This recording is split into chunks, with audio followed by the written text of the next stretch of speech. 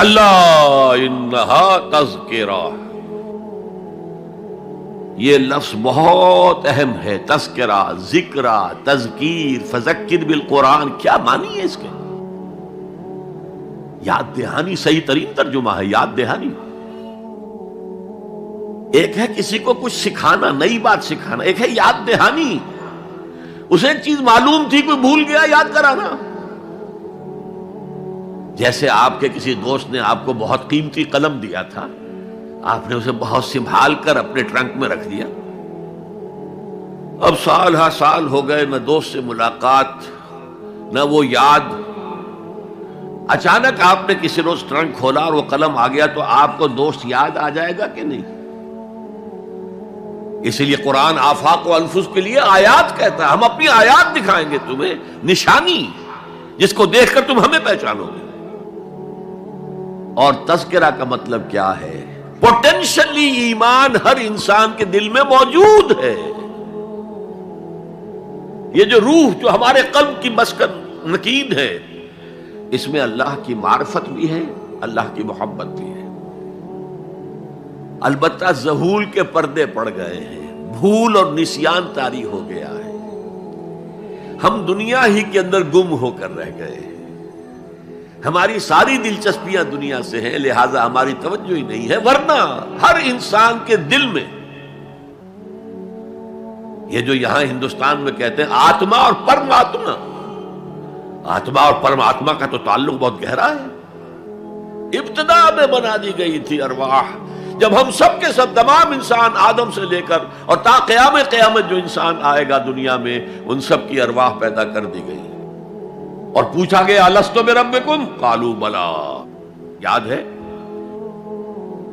لہذا یہ تذکرہ ہے، یہ یاد دہانی ہے، تمہارے اندر موجود ہے. اللہ کی معرفت بھی موجود ہے، اللہ کی محبت بھی موجود ہے.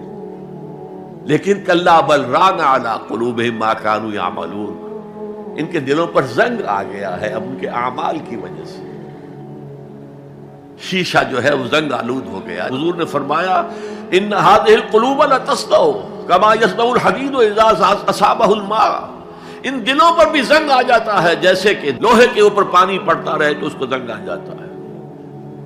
پوچھا گیا فما جلاؤها یا رسول اللہ، اے اللہ کے رسول ہماری تلواروں کو زنگ لگتا ہے، ہم پالش کرتے ہیں، سیکل کرتے ہیں، وہ پھر چمک اٹھتے ہیں. تو دل پر اگر زنگ آ جائے تو اس کا علاج کیا ہے؟ دو چیزیں فرمائی، کثرت و ذکر الموت و تلاوت القرآن. دو کام کرو کثرت سے، موت کو یاد رکھو، یہاں رہنا نہیں ہے، جانا ہے. یہ ہمارا گھر نہیں ہے، یہ ہماری منزل نہیں ہے. ہمارا اصل گھر جو حضور نے فرمایا انما الدنیا خلقت لکم وانتم خلقتم للآخرہ، یہ دنیا تمہارے لیے بنائی گئی، تم آخرت کے لیے بنائے گئے ہو. اسی لیے حضور نے فرمایا کن فی الدنیا کانک غریب عابر السبیل، دنیا میں ایسے رہو جیسے راہ چلتے مسافر ہو یا اجنبی ہو.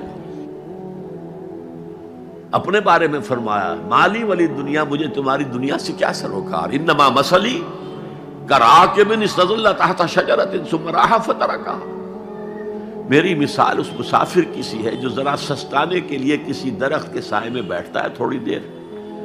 وہ اس کا گھر تو نہیں ہے، اس کی منزل نہیں ہے، پھر وہ اس کو چھوڑتا ہے، اپنا راستہ لیتا ہے. یہ اگر ہمارا تصور قائم ہو جائے، کلا انہا تذکرہ. اب اس کے بعد جو الفاظ آئے فی صحف مکرمۃ مرفوعۃ مطہرۃ بایدی سفرۃ کرام بررہ،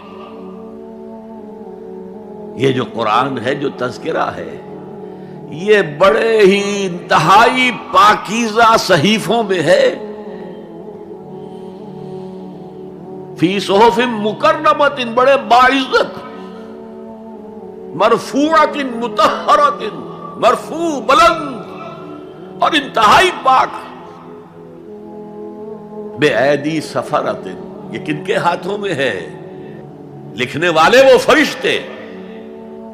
بے ایدی سفرۃ کرام بررہ، جو نہایت باعزت ہے، بہت وفادار ہیں اللہ کے.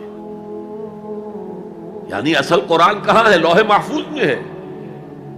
اصل قرآن کہاں ہے؟ ابھی اگلی جو پڑھیں گے ہم، کتاب مکنون، چھپی ہوئی کتاب کے اندر ہے۔ اصل قرآن کہاں ہے؟